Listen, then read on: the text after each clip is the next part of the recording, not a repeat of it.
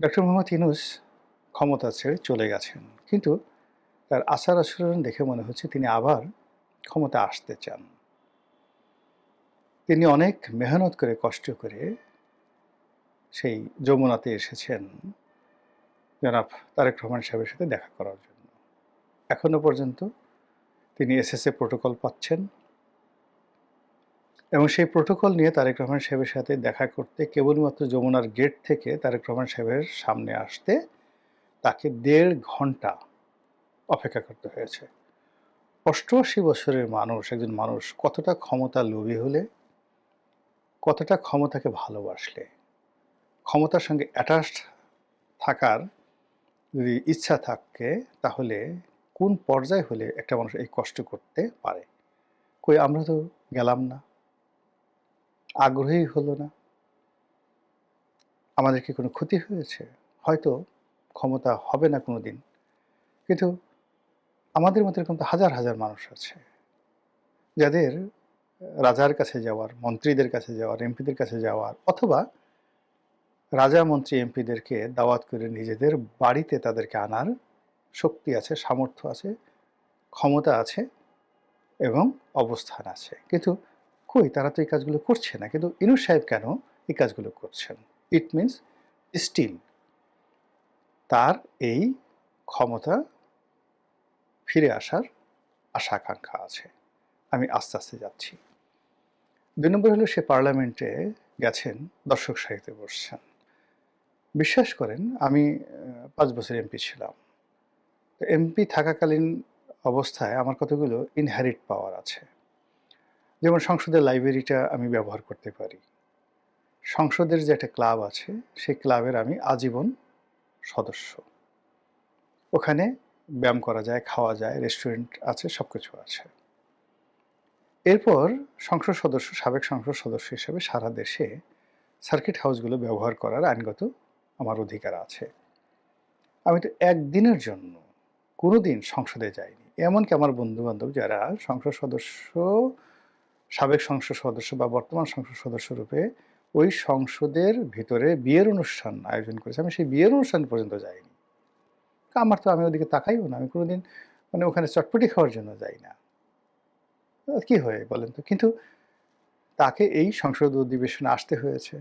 তিনি যেখানে কয়দিন আগে তার কাছে গিয়ে সব রাজনৈতিক দলগুলো হুমড়ি খেয়ে পড়তো, আর তিনি এখন দর্শক সারিতে বসে সংসদ অধিবেশন তাকে দেখতে হচ্ছে।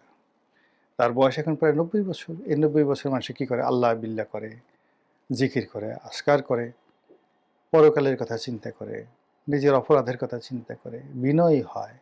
আর তিনি এখন জাপান ভ্রমণ করছেন। আর প্রতিদিন কার সাথে তার কি বৈঠক হচ্ছে সেগুলো ইংরেজিতে লিখে ফেসবুকে দিয়ে বেড়াচ্ছেন। তিনি যখন অন্তর্বর্তীকালীন সরকারের প্রধান ছিলেন, তখন তার ফেসবুকে একটা স্ট্যাটাস দিলে এখন তারেক রহমান সাহেবের যেভাবে হাজার, হাজার লক্ষ, লক্ষ লাইক পড়ে, ওইভাবে পড়তো। এখন আমার যে লাইক কমেন্ট আছে তার ১০ ভাগের ১ ভাগও ডক্টর মোহাম্মদ ইউনূসের হয় না। তারপর তার না আছে লজ্জা, না আছে বোধ, সে করে যাচ্ছে। কেন সে জাপান গেল? কি কারণে গেল?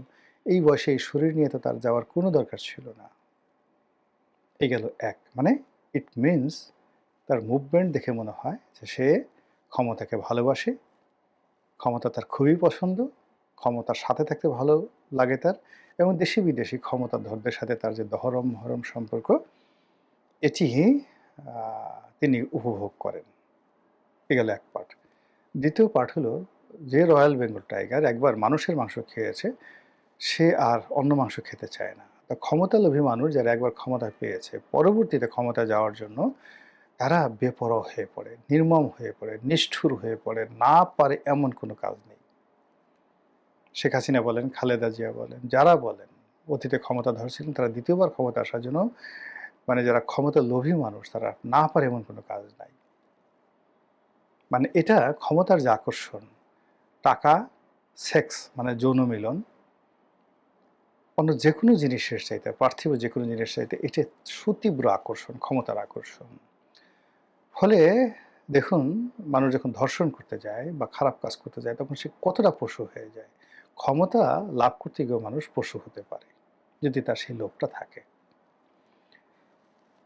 এখন অন্য পর্যায়ে আসি। তিনি যে ক্ষমতায় এসেছিলেন সবাই বলে যে এখানে আমেরিকার একটা ব্লেসিং ছিল, আর সেই আমেরিকান ব্লেসিংটা ছিল ডিপ স্টেট পলিসির আন্ডারে। সেই ডিপ স্টেট পলিসিতে কী হয়েছে, স্নাইপার রাইফেল কিভাবে গর্জন করেছে, কিভাবে পুলিশ হত্যা হয়েছে, কিভাবে ঢাকা শহরে রক্তের বন্যা বয়ে গেছে, এটা মোরাল্লাস আমরা সবাই জানি। আচ্ছা, সেই ডিপ স্টেট কি বন্ধ হয়েছে? ডিপ স্টেটের সঙ্গে যারা জড়িত ছিল, হাজার হাজার ক্যাডার, হাজার হাজার অস্ত্র, গোলা বারুদ, হাজার হাজার কোটি টাকার লেনদেন, এই কাজ কি বন্ধ হয়েছে? কারা কারা এর সাথে জড়িত আমরা কি জানি? জানি না। ফলে মানে এই যে এখন ক্ষমতার একটা পট পরিবর্তন হয়েছে, ইউনূস সাহেব চলে গেছেন, তারেক রহমান সাহেব আসছেন, এটা ডিপ স্টেটের যারা লোকজন তারা মনে করেন যে এটা একটা সাময়িক বিরতি, একটা মানে অসমাপ্ত রেভলিউশন, অসমাপ্ত বিপ্লব, এটাকে সমাপ্ত করতে হবে। আর তারই ধারাবাহিকতা আসিফ মাহমুদ সজীব ভুঁইয়া তিনি আবার সামনের সারিতে নিয়ে আসছেন, লাইমলাইটে নিয়ে আসছেন সেই যাকে বলা হয় ডিপ স্টেটের কারসাজি, ডিপ স্টেটের তথ্যপাত্য। আবার অন্যদিকে বর্তমান সরকার তারাও এই যে আগের ১১ যাদের কারণে তারা ক্ষমতাচ্যুত হয়েছিল সেটাকে আবার সামনে নিয়ে আসছে, যেন দ্বিতীয় একটা ১১ বাংলাদেশে না ঘটতে পারে। মানে সরকারও ভয়ের মধ্যে আছে। আর যারা ক্ষমতা হারিয়েছে তারাও ঠিক সেই ডিপ স্টেট, সেই সুদিন, সেই পোলাও কুরমা, কালিয়া কুপ্তা বিরিয়ানি, সরকারি যে দাপট, এগুলো ভুলতে পারছেন না। এরই ধারাবাহিকতায় পর্দার আড়ালে অনেক কিছু হচ্ছে, চারিদিকে ফুসফাস, ছোট ছোট সমস্যা বড় আকার ধারণ করছে। তেল নিয়ে তেলেস্মাতি হচ্ছে, বিভিন্ন নিয়োগ নিয়ে, বদলে নিয়ে, দপ্তর বন্টন নিয়ে প্রতিদিন তেলেস্মাতি হচ্ছে। আর এর মধ্যে যদি ডক্টর মোহাম্মদ ইউনূসের আবার ক্ষমতা আসার খায়েশ হয়, আবার সুযোগ হয়, সেটা প্রত্যক্ষভাবে হোক কিংবা পরোক্ষভাবে হোক,